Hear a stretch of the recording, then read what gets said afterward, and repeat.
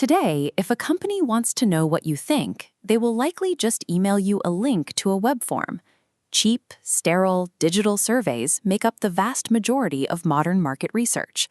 But for decades, the industry relied on a much heavier, much more demanding approach. The gold standard of data collection was the face-to-face interview. Sitting directly across from someone allows a researcher to collect metadata that a screen simply cannot capture.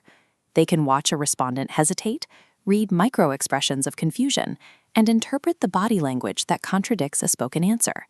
Physical presence also builds immediate legitimacy. When an interviewer is standing right in front of you, looking you in the eye, it becomes much harder to abandon the survey halfway through or give thoughtless, rapid-fire answers to complex questions.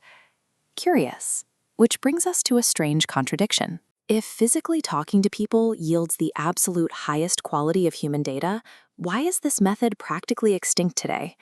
The history of market research is a tug-of-war between the desire for perfect, nuanced data and the ruthless economics of scaling that data up.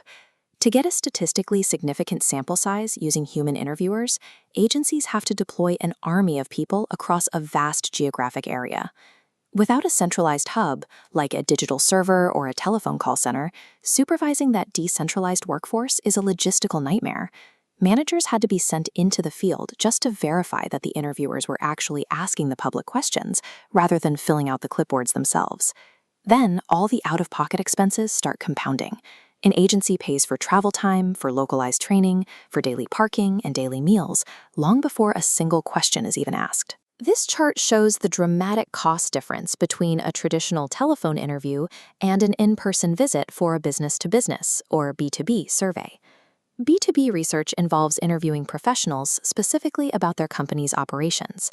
Because of the heavy travel and scheduling involved, a single face-to-face B2B interview costs roughly 10 times more than completing that same interview over the phone. High-fidelity human data became a luxury commodity.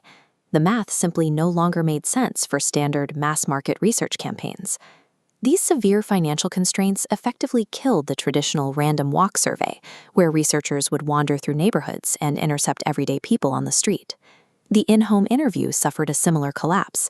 A researcher driving from house to house might only secure 4 or 5 completed questionnaires in an entire 8-hour shift. Society was changing too.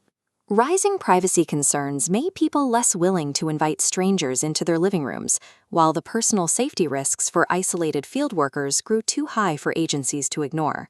To survive, the market research industry had to completely abandon the unpredictable variables of public streets and private homes in favor of highly engineered encounters. Instead of paying interviewers to chase down a geographically scattered population, research agencies realized they needed to station their workers where the population was already forced to gather. They moved into shopping malls. The mall intercept strategy allowed a single interviewer to capture a massive, guaranteed volume of respondents for rapid, low-complexity surveys in a single afternoon. This tactic quickly expanded to other captive high-density environments, like airport concourses and major transit hubs. The intercept model saved the face-to-face method by neatly shifting the burden of travel away from the researcher and onto the consumer. The ultimate evolution of in-person research is a highly controlled environment known as the hall test. A hall test is a centralized venue, often rented near a shopping center, where respondents are brought inside to evaluate a physical item. This is the one arena where digital panels completely fail. You cannot email someone the texture of a new fabric or the physical weight of a prototype smartphone. Certain sensory variables make physical presence mandatory. Whether it is evaluating the bitterness of a new tea formulation, testing a detergent bottle's ergonomics, or smelling a new cologne, they must physically interact with it. By bringing respondents into a dedicated facility, researchers isolate them from environmental distractions like weather or street noise, while maintaining the ability to closely observe their real-time physical reactions. Face-to-face interviewing did not simply die out.